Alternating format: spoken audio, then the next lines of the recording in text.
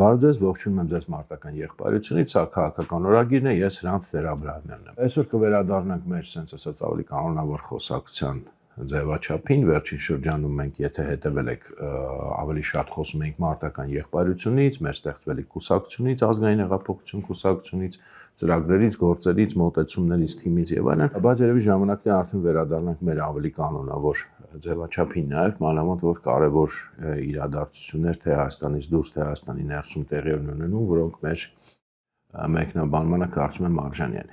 Այսօր ուզում եմ խոսել մի թեմայից, որի մասին ընդհանրապես խոսել ենք, բայց շատ վաղուց չենք անդրադարձել, գիտեք, հիմա բոլորդ կարծում եմ, որ Ուկրաինայի շուրջ նոր կարևոր զարգացումներ են տեղի ունենում, խաղաղության պլան է առաջարկվել Ամերիկայի, ուրեմն վարչակազմի կողմից, բոլոր դրա մասին գիտեք, ես հիմա դրա մանրամասները չեմ ուզում վերլուծեմ, ոչ էլ պատրաստ եմ այս պահին դա անելու, բայց գիտեք, եթե հետևել եք նաև այս մեր խոսակցություններին, Ուկրաինայի այս պատերազմի թեման ոչ թե շատ կարևորել եմ պարզապես, այլ միշտ ասել եմ եւ հիմա էլ ուզում եմ առիթից օգտվելով հիշեցնեմ, որ ես դա համարում եմ ոչ թե ինչ-որ մի հատ առանձին կամ ուղղակի հետաքրքիր թեմա կամ ինչ-որ չափով մեզ առնչվող, ես համարում եմ, որ դա նույն մեծ պատերազմի մյուս ճակատն է, այսինքն մեկը մեր հայաստանյան ճակատն էր 2020 թվականին եւ հետագա տարիներին, մյուսը ուկրաինական ճակատն է, բայց պատերազմը մեծ հաշվով նույնն է, դա պատերազմ է երկու դեպքում էլ, պատերազմի բուն էությունը, երկու պատերազմների, բայց իրականում էության մեկ պատերազմի բուն էությունը ուրեմն ռուսական կայսրության, ազդեցության վերականգնման մեծ քաղաքական նպատակներ, ծրագիրներ, որը այսինքն ոչ թե էր, հիմա էլ կա, հետ սովետական տարածքում։ Դրա համար, կարծեմ վերջին անգամ նույնիսկ անցած տարի ենք այս թեմայից խոսել, եթե չեմ սխալվում, դրա համար արժի հիմա առիթից օգտվելով նորից փորձենք ընդհանրացնել եւ հասկանալ ինչ է տեղի ունենում։ Ինչու եմ նաեւ հատուկ կարևորում, որովհետեւ գիտեք, հիմա երկուստեք Հայաստանում երկկողմանի քարոզչություն է սկսվելու այս թեման, ոչ թե վերլուծություն, այլ քարոզչություն, կախված մարդկանց քաղաքական, հատկապես արտաքին քաղաքական դիրքորոշումներից, համակրանքներից, հակակրանքներից սկսվելու է քարոզչություն։ Մինչդեռ մեր հասարակությանը, մեզ բոլորիս, սկսած ինձանից, շատ կարևոր է այս հարցում ունենալ ոչ թե քարոզչություն, ոչ թե քարոզչական տեսակետներ, արևմտամետ թե ռուսամետ, երկուսն էլ հիմա միացած են լինելու։ Բնականաբար մեկը ներկայացնելու որպես Ռուսաստանի մեծ հաղթանակ, մյուսը հակառակը որպես Ռուսաստանի պարտություն Ուկրաինայի եւ Արևմուտքի հաղթանակ, եւ էս է մենակ այս մարդկանց հետաքրքրելու։ Բայց մեր հասարակությունը կենսական է, ուղղակի կենսական է մեզ համար փորձել իմանալ օբյեկտիվ իրականությունը, մեզ վերլուծություն է պետք եւ դա կրկնեմ կենսական անհրաժեշտություն է, որտեղ անմիջապես առնչվում է նաև մեզ եւ առնչվելու է նաև բոլոր հետևանքները առնչվելու են նաև մեզ։ Դա համար մեզ պետք է հասկանալ ինչ է տեղի ունենում, այլ ոչ թե կողմ բռնել ու փորձել այսպես ասած քարոզչությամբ զբաղվել կամ չգիտեմ, մեկը ուրախանա, մեկը տխրի եւ իրար հետ այդ անիմաստ այդ ճամբարային կռիվները, հա, արևմտամետների, ռուսամետների։ Ես անցած տարի էլ դեռ կարծեմ, ոչ թե կարծեմ, ասել եմ հաստատ, հիմա էլ կրկնեմ, որ անցնելով արդեն բուն խոսակցությանը, հա, որ անկախ Թրամփին մի կողմ թողնենք, իր բոլոր, այսպես ասած, թերություններով եւ առավելություններով, անկախ Թրամփից այս պատերազմը մեծ հաշվով իրեն բավականին վաղուց, կարելի է ասել արդեն մոտ 2 տարի կամ մի տարի իրեն սպառել էր։ Ինչու՞, որովհետև գիտեք, դասական սահմանում ռազմական գործողությունները քաղաքականության գործիք են, քաղաքական նպատակներ են լուծում, ոչ թե ինքնանպատակ են, եւ այդ իմաստով թե Ռուսաստանի համար, թե Ուկրաինայի համար, թե Արևմուտքի համար մեծ հաշվով ռազմական, եթե նայեք մեծ քաղաքական տեսակետից իհարկե, այդ պատերազմը փակուղի էր մտել եւ փակուղի է մտած հիմա էլ, եւ ռազմական գործողությունները մեծ հաշվով անկախ դրանից թե հիմա ինչ միտում կա ռազմական գործողություններում, մեծ հաշվով մեծ քաղաքական նպատակներ, ստրատեգիական քաղաքական նպատակներ, այլևս իզորու չեն լուծել եւ դա նոր չի, եմ ասում, դա երևի թե արդեն 2 տարի է, որ փակուղի է մտել այդ պատերազմը բոլոր իմաստներով եւ մեծ հաշվով ինչու ինքը չի ավարտվում կամ գուցե նաեւ չավարտվի իդեպ ես չգիտեմ, այս տեսագրության պահին դեռ հայտնի չի այդ համաձայնության եկել են, չեն եկել, երբ են գալու, ինչ են բան արել, երբ որ տեսագրությունը հրապարակվի, միգուցե ավելի շատ բան իմացվի, դրա համար նաև այսօր չեմ ուզում մեկնաբանեմ, բայց անկախ այդ ամեն ինչից ինչու մինչև հիմա չի եղել այդ պատերազմի ավարտը, այստեղ զուտ էլի քաղաքական, չգիտեմ, քաղաքական լուծումների պակասից է կամ քաղաքական կամքի պակասից է, ինչպես ուզում եք ասեք, բայց ռազմական իմաստով, մեծ ստրատեգիական իմաստով ինքը ըստ էության անկախ Թրամփի առաջարկը լիներ թե չլիներ, ինքը փակուղի մտածել, ինչ իմաստով, ուրեմն ասացի եւ ռուսների համար, եւ ուկրաինացիների համար, եւ արևմուտքի համար, փորձեմ մի փոքր բացել, որ խոսքս հիմնավոր լինի, ուրեմն ռուսների համար։ Ռուսաստանի մեծ ստրատեգիական նպատակը, որ իրենք դրել էին պատերազմի սկզբում, ինքը չի լուծվել եւ այլևս չի լուծվել։ Կամ շատ դժվար թե լուծվի, այսինքն նույնիսկ եթե պատերազմը շարունակվի եւս մի քանի տարի, այն մեծ ստրատեգիական սկզբնական նպատակը, որը դրված էր 2022-ի փետրվարին եւ հիմնավորված էր բոլոր ելույթներով, հոդվածներով, ճառերով, այդ նպատակը ըստ էության Ուկրաինայի, այսպես ասենք, միացումն էր Ռուսաստանին, եթե ոչ բառացի, բայց ամենելեպս փաստացի, Ուկրաինայում քաղաքական ռեժիմ, քաղաքական վարչակարգ փոխելն էր, ինչ որ իրենց լեզվով ասում են դենացիֆիկացիա, այսինքն դե հասկանալի է այդ բառացի չենք կարող ընդունել դենացիֆիկացիա, բայց ըստ էության դենացիոնալիզացիա եւ Ռուսաստանին կցորդ պետություն սարքելն էր, այդ մեծ ստրատեգիական նպատակն էր Կիևը վերցնելը, Ուկրաինան վերցնելը, ոչ թե միայն ասենք այն շրջանները, որոնց իրանք հիմա հավակնում են, հա, Դոնբասը, Զապորոժիան եւ այլն։ Այդ նպատակը մեծ հաշվով հենց պատերազմի առաջին տարում ինքը ձախողվեց 2022 թվականի առաջին կեսին արդեն եւ մեծ հաշվով ռուսներն էլ դա ընդունեցին, որովհետեւ դրանից հետո արդեն 22 թվականի աշնանը պաշտոնական նպատակները փոխվեցին, հենց Պուտինի մակարդակով այլ նպատակներ ձևակերպեցին։ Իհարկե Հայաստանում հաճախ նման բաներին ուշադրություն չեն դարձնում, բայց շատ կարևոր էր ըստ էության պաշտոնապես նպատակը փոխվեց, որտեղ 22 թվականի աշնանը Պուտինը, որը մինչև այդ խոսում էր, որ ռուս եւ ուկրաինացի ժողովուրդները նույնն են, ըստ էության ուկրաինացի ժողովուրդ էլ չկա, այդ ամեն ինչը ենթադրում է որ Ուկրաինայի պետության փաստացի դեմոնտաժ այդ ռետորաբանությունը, հա, եւ այդ նույն դենացիֆիկացիան եւ այլն, ինքը ասաց, որ մեր նպատակն է Դոնբասի ազատագրումը, այսպես ասած, իրենց լեզվով ասած, այսինքն ստրատեգիական նպատակը իջեցվեց տակտիկական մակարդակի, մեծ քաղաքական նպատակը դարձավ ավելի շատ տարածքային նպատակ։ Եվ դա դեռ 22 թվականին տեղի ունեցավ, այսինքն այդ իմաստով էլ եմ ասում, Ռուսաստանի մեծ ստրատեգիական նպատակը այսպես թե այնպես վաղուց ձախողվել է, դրվել է արդեն քանի 3 տարի տակտիկական նպատակ, մեծ հաշվով տարածքային նպատակ, որ էլի չեմ ասում, քիչ է, չեմ ասում, ասենք բան է, բայց այդ է դրվել եւ մեծ հաշվով դա հաջողությամբ Ռուսաստանը այդ նպատակը արդեն ի տարբերություն ստրատեգիական նպատակի, տակտիկական նպատակը մեծ հաշվով հաջողությամբ լուծել է, կարելի ասել եւ լուծում է, կարելի ասել նաեւ լուծել է ընդհանրապես, հա։ Այս Ռուսաստանի մասով, ուրեմն Ուկրաինայի մասով, ես Ուկրաինա եւ Արևմուտք առանձնացնում եմ, որտեղ ի տարբերություն մեզանում տարածված տենց պատկերացումների Ուկրաինան այստեղ առանձին սուբյեկտ է, այլ ոչ թե ուղղակի մարիոնետ է, դա սխալ պատկերացում է համարել, որ Ուկրաինան այստեղ սուբյեկտ չի, Ուկրաինան իր հերթին սուբյեկտ է։ Ուկրաինայի տեսակետից նույնպես ըստ էության իրենք կարողացել են հաջողությամբ լուծել իրենց պետության պաշտպանության նպատակը, իրենց անկախության պաշտպանության նպատակը, բայց այն մեծ ստրատեգիական նպատակները, որոնք իրենք դնում էին եւ ֆորմալ իմաստով հիմա էլ դնում են, օրինական նույնիսկ իրավական առումով, ուրեմն ամրագրված, որ ուրեմն 91 թվականի դրությամբ կամ չգիտեմ այդ միջազգային ճանաչում կոչված սահմանը Ուկրաինայի վերականգնվի Դոնեցկով, Լուգանսկով, այնտեղ չգիտեմ այդ մնացածով Զապորոժիա, առավելևս Ղրիմով, Խերսոնով, այդ նպատակը պարզ է արդեն եւ էլի այսօր չի պարզվում, դա արդեն մոտ 2 տարի է պարզ է, որ իրենք իզորու չեն լուծել ռազմական ճանապարհով, նույնիսկ արևմուտքի օգնությամբ։ Այդ նպատակը չի լուծում, այսինքն այստեղ նույնպես ստրատեգիական նպատակ չի կարող լուծել Ուկրաինան, Ուկրաինան կարող է շարունակել պաշտպանվել քիչ թե շատ հաջողությամբ, բայց այն ինչը որ հռչակվել է որպես մեծ քաղաքական նպատակ պետության կողմից, դա ըստ էության այս պահին, այս միջոցներով, այս իրավիճակում անլուծելի նպատակ է ռազմական իմաստով եւ քանի ռազմականով անլուծելի է, բնականաբար նաեւ քաղաքական եւ մնացած իմաստներով նույնպես անլուծելի է։ Սա Ուկրաինայի մասով եւ իդեպ այստեղ կարևոր բան էլ ուզում եմ հիշեցնել, որ Ուկրաինայի հաջողությունները, հիմնական հաջողությունները ռազմական հենց էլի 22 թվին են եղել, Այսինքն առաջին կեսին 22 թվին, հեսա կասեմ ինչ եմ դա հիշեցնում, պաշտպանական հաջողությունը, չնայած առաջի օրերին իրենց մոտ էլ եւ խոճապ կար, եւ քաոս կար, եւ այնպես չի որ շատ հեշտ դա տրվեց եւ հատկապես Ուկրաինայի հարավը ուղղակի առանց որևէ դիմադրության ինքը ռուսները կարողացան վերցնել գրավել այդ մինչեւ Խերսոն որ հասան եւ Կիևի մոտ էլ մարտերը հեշտ չէին, դա հեշտությամբ չտրվեց, կարողացան այդ քաոսը հաղթահարել, սկզբում ավելի շատ կամավորական խմբերի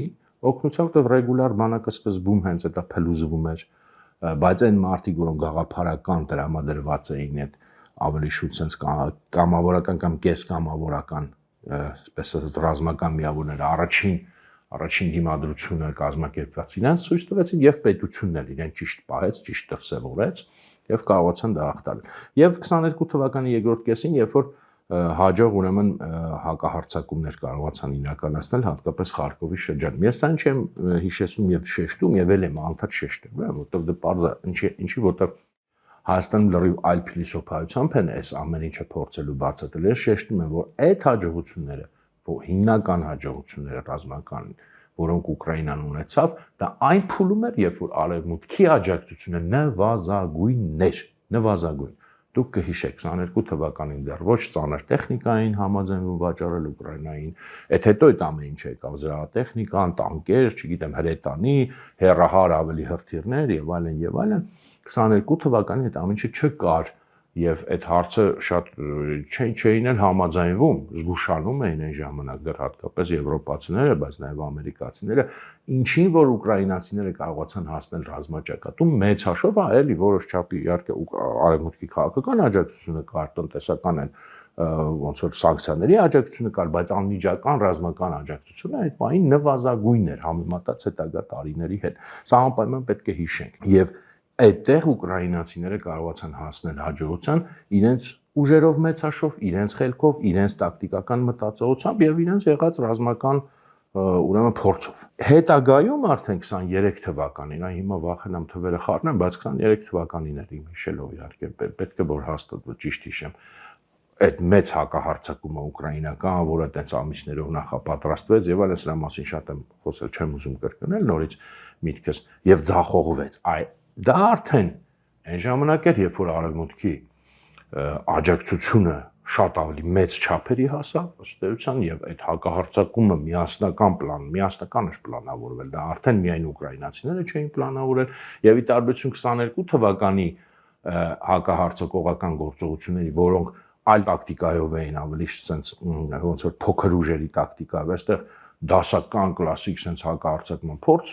արեցին տանկերով, բաներով, sense ամբողջ ճակատով եւ այլն, այդ տապալվեց, դա ձախողվեց։ Այսինքն, երբ որ ուկրաինացիները արդեն այդ աջակցությունը ստացան, սկզբում ապացուցելով ռազմի դաշտում, որ նրանք ունակ են ռուսներին դիմադրել, որտեղ դրան ոչ մեկ չէր հավատում այդ թվում արևմուտքում 22 թվի դրությամբ, ստացան աջակցությունը եւ ձախողվեցին։ Ձախողվեցին նաեւ որովհետեւ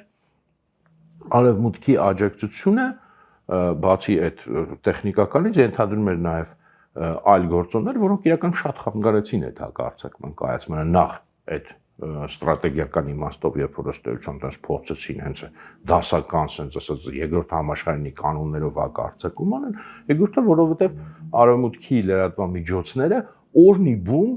մի քանի ամիս ամենօրյա ռեժիմով գրեթե պատմում էին այդ հակահարձակման մասին ամենայն մանրամասներով, ուղղություններով, քարտեզներով, իսկ դա ընտրությունները շատ մեծ չէ, այսինքն դա բացարձակ անսպասելի բան չէր եւ բացի այդ անդադ ձգձգվում էր նաեւ բյուրոկրատիայի պատճառով այդ ռազմական տեխնիկայի հասնելը, վերջը մի քանի ամիս դա ձգձգվեց, ռուսները հասցրեցին շատ լավ պաշտպանական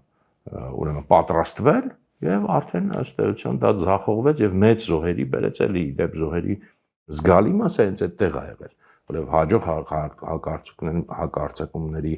պարագայում այդքան մեծ զոհեր չեն, բայց այստեղ շատ մեծ զոհեր եղան նաև ուկրաինացիների կողմից եւ ըստ էության ուկրաինական բանակը այդ ամեն ինչի արդյունքում այլևս այդ մեծ հակահարձակումների կարողությունը ինքը կորցրեց։ Հա, էլի որոշ տեղերում հետաքրքիր լոկալ օպերացիաներ իրականացրեցին, կուրսում եւ այլն, բայց այդ մեծ կարողությունը կորցրեցին եւ դրանից հետո այլևս մտածել, որ հնարավոր է ռազմական ճանապարհով Ուկրաինան կարողանա ազատագրի գոնե մի մասը այդ տարածքների, չեմ ասում նույնիսկ Ղրիմը եւ Դոնեցկը, հա, բայց գոնե Զապորոժիա, Խերսոնի շրջանի այն մասը, որ դեռ ռուսների բանի տակ նույն Զապարոժիան էլ է մասամբ իրականում նույնիսկ դա ըստ էության արդեն անլուծելի խնդիր դարձավ։ Այնպես որ ուզում եմ սա հիշեցնել եմ, որ շեշտեմ եւս մի անգամ։ Երբ որ արևմուտքի աջակցությունը նվազագույն էր ուկրաինացիները առավելագույն հաջողությունների են հասել, երբ որ արևմուտքի աջակցությունը առավելագույն էր ուկրաինացիները նվազագույն հաջողությունների են հասել։ Այդ դրանից հետո արդեն սկսվեց այս պատերազմի նոր փուլը, որը 2 տարի տևում է, այսինքն ռուսների անընդհատ մարմանդ գյուղ առ գյուղ առաջ խաղացում, որը մինչև հիմա էլ տևում է, այդ առաջ խաղացումը մեկ-մեկ մի քիչ արագանում է, մեկ-մեկ մի քիչ դանդաղում է, Ուկրաինայի դիմադրողականությունը տեղն է, բայց էս է, ուրեմն այս պատերազմը արդեն վերջին 2 տարի գյուղ առ գյուղ ռուսները գնում են առաջ։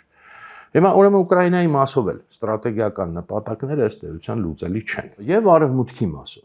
Արևմուտքը նույնպես ըստ էության այն ստրատեգիական, ես շեշտում եմ, այստեղ խոսքը մեծ ստրատեգիական նպատակների մասին է, ոչ թե ավելի այսպես երկրորդ, երրորդ մակարդակի։ Դրանք որ դնում էր, ինքը չհասավ դրանց, այսինքն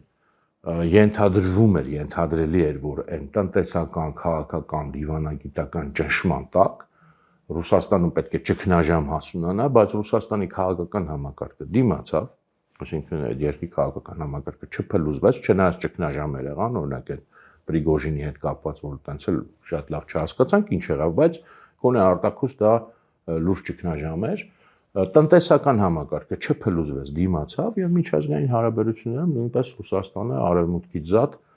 կարողացավ եւ կարողանում է հարաբերություններ զարգացնել ուրեմն պետությունների հետ, Չինաստան կլինի, Հնդկաստան կլինի, Պարսկաստան կլինի եւ այլն, այսինքն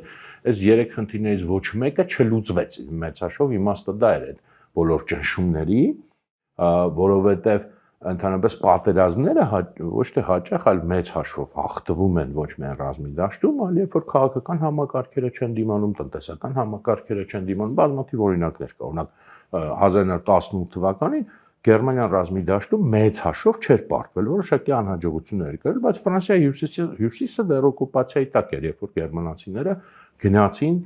այսպես ասած հանձնվեցին։ Ինչու՞, որովհետև նախ տնտեսական համակարգը սկսեց լուրջ արդեն չդիմանալ բլոկադայի պայմաններում, այն ժամանակի արկի շատ ավելի խիստ բլոկադա էր Գերմանիան ենթարկված եւ քաղաքական համակարգը չդիմացավ։ Քաղաքական համակարգը նույնպես փլուզվեց եւ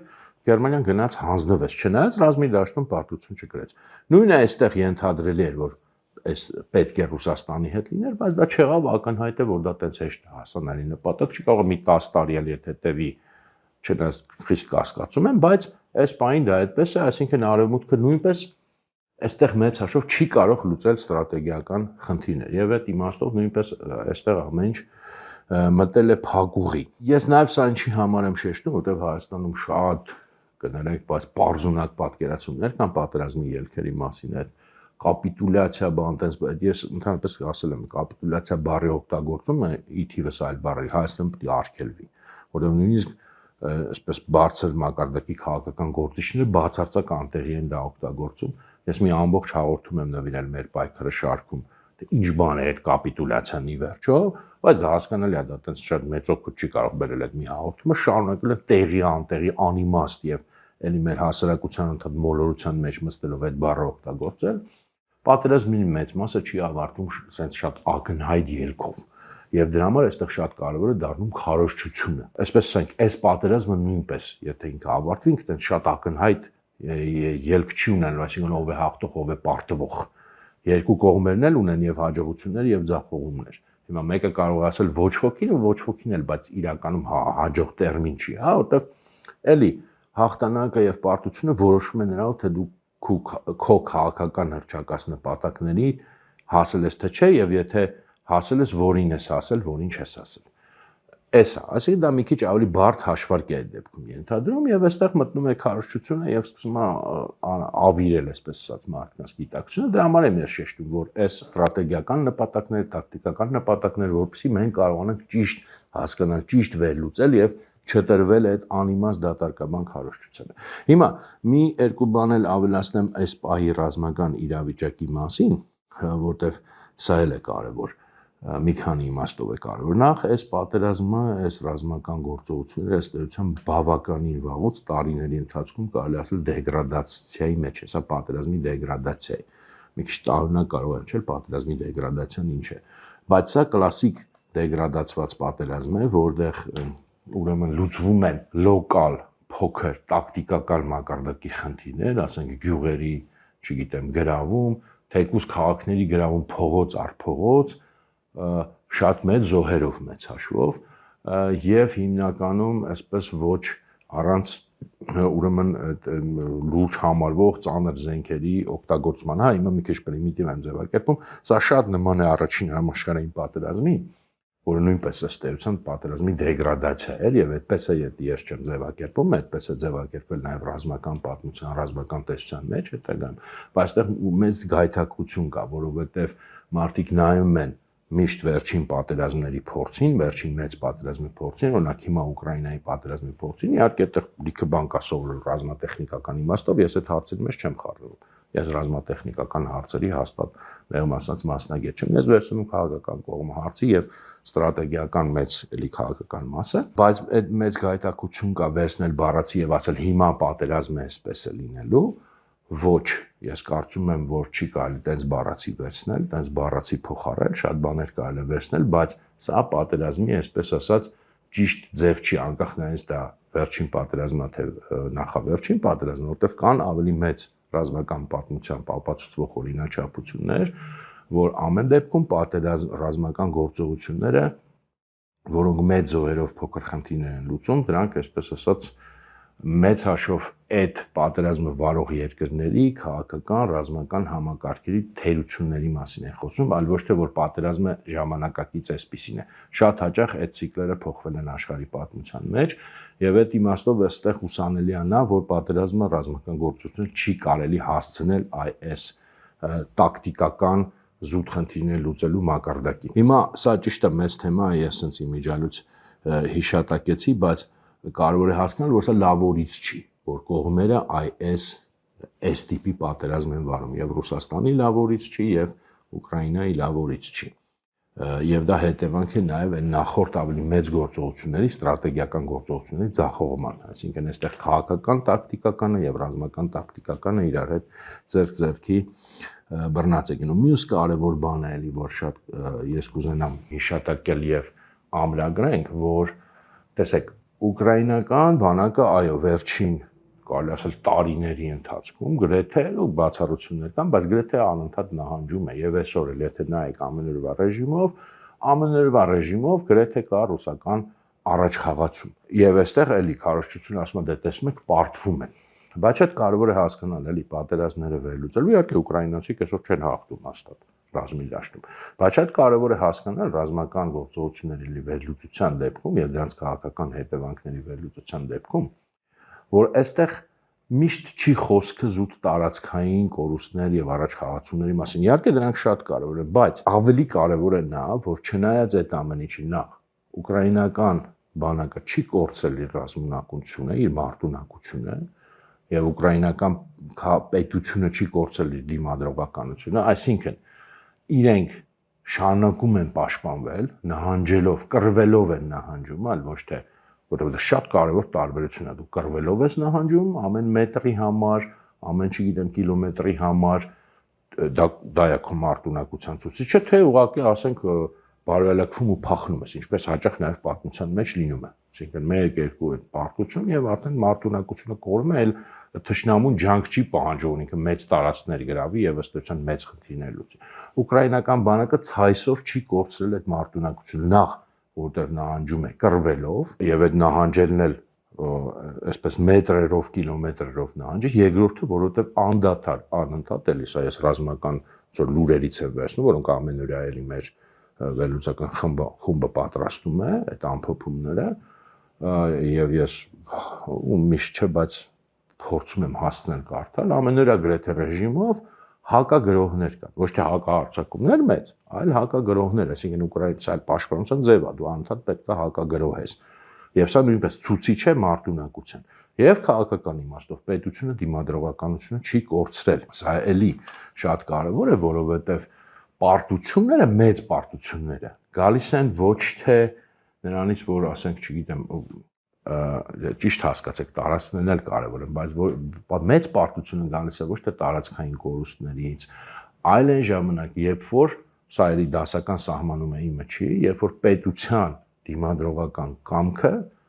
ջարդվում է, այսինքն եւ քաղաքական իմաստով եւ ռազմական իմաստով։ Սա էլ եմ ասում, սա իդեպ Կլաուզևիցի դասական սահմանում է։ Հաղթանակը դա է, մեծ հաղթանակը։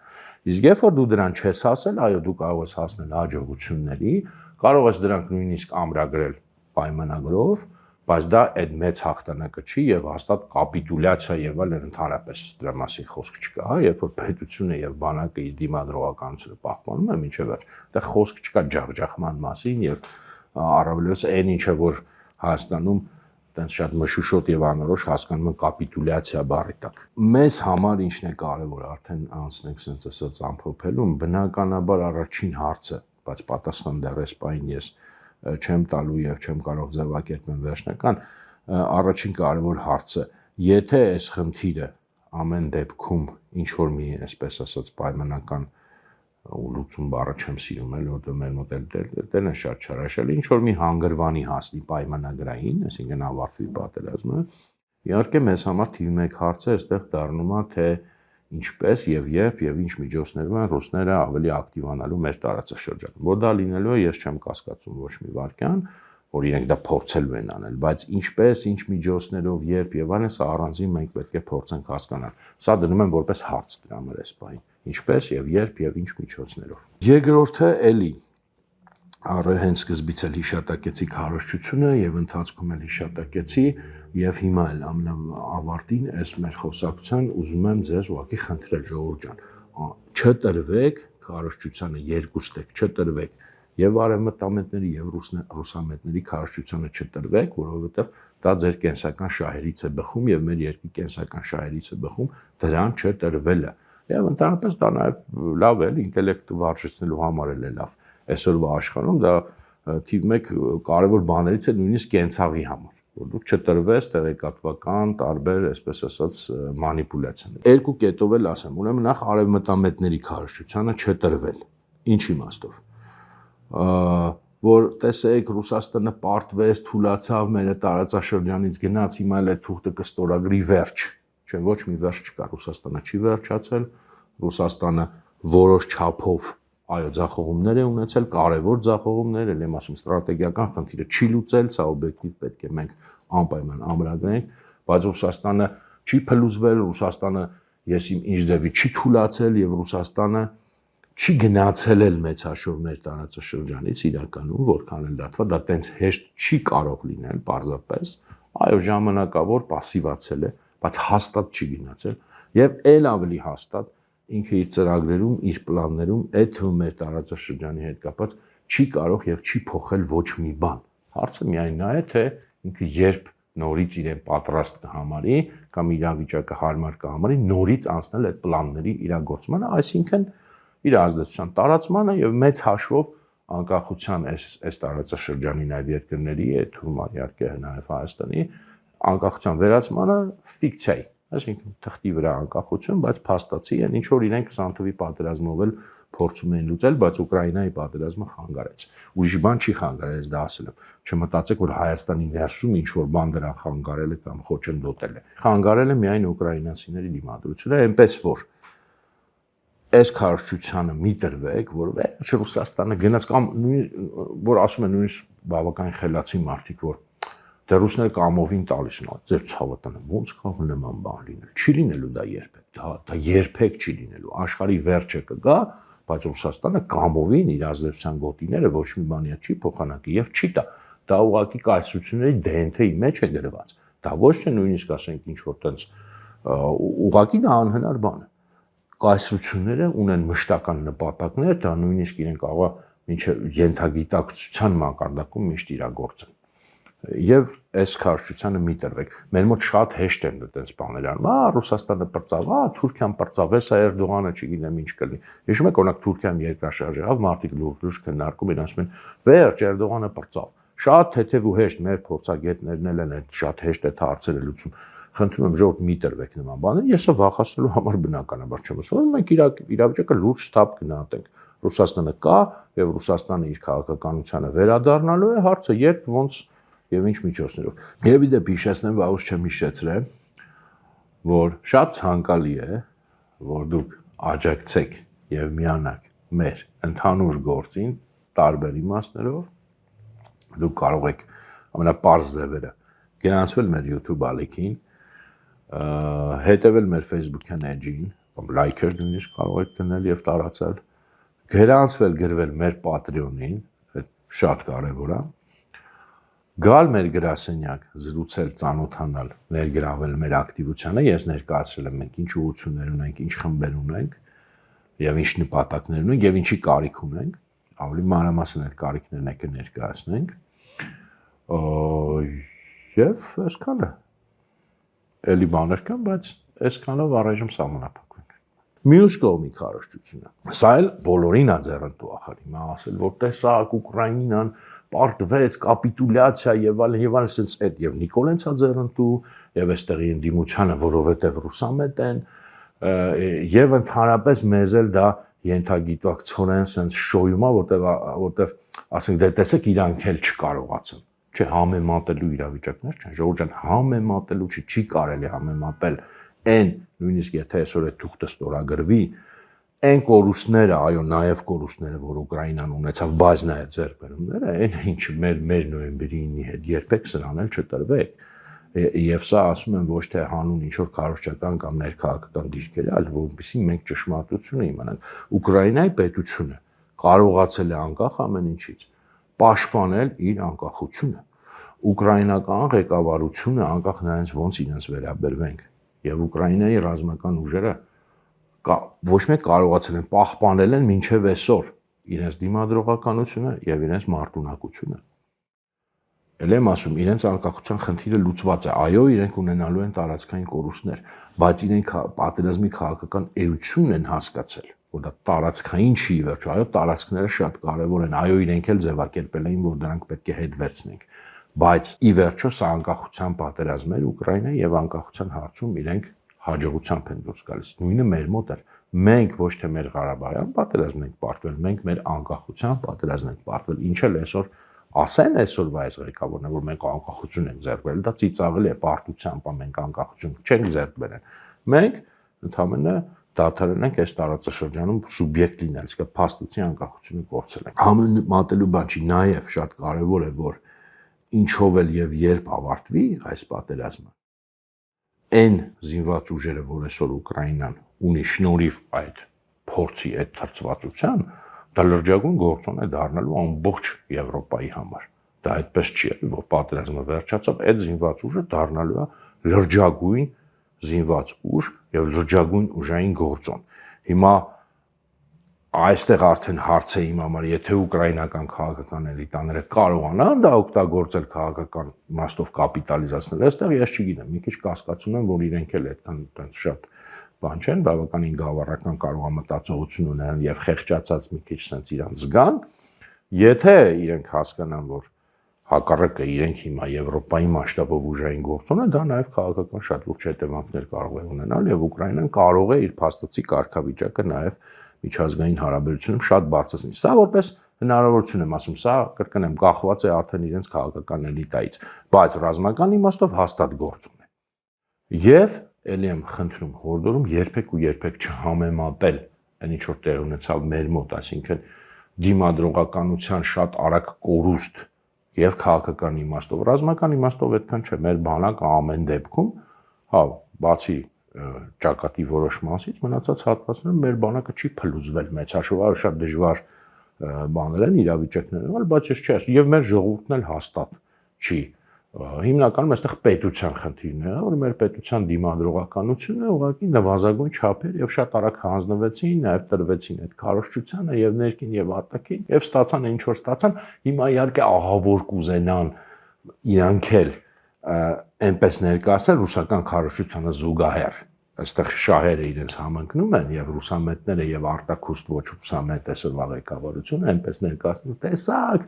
Ուկրաինան էլ պարտվեց տեսակ անիմաստ էր տեսակ մենք ինչքան ճիշտ ու իմաստուն ու խոկուն էինք ոչ դուք ոչ ճիշտ եք ոչ իմաստուն եք ոչ խոկուն եք Ուկրաինան եւ Հայաստանը եթե Ուկրաինան դուրս գա այսօր պատերազմից իր բոլոր կորուստներով լրիվ այլ կարգավիճակով է դուրս գալու Ճիշտ է այդ կորուստները միևնույն է ես չեմ արդարացնում որտեղ եմ ասում պատերազմի վերջին 2 տարին մեծ հաշվով դա արդեն մեծ իմաստ չունեցող տարիներ էին հիմնականում, բայց այն ինչ որ ձեռք են բերել առաջին տարվա մեջ, ինչեւ հիմա էլ ճիշտ ասած դա մեծ հաշվով մսխում են, բայց նույնիսկ այդքանը հերիք է, որ նրանք այլ կարգավիճակով դուրս գան, մենք այլ կարգավիճակով դուրս գանք։ Այսօր մի քիչ երևի թե հախուռն ստացվեց, ուզեցի մի քանի sense կարևոր մտքեր բանանել, sense տեղավորել, հուսամ ընդհանուր տրամաբանությունը իմ ասացի հասկանալ է եւ հուսամ շատ եմ ուզում որ հասկանանք այս թեմայի կարևորությունը,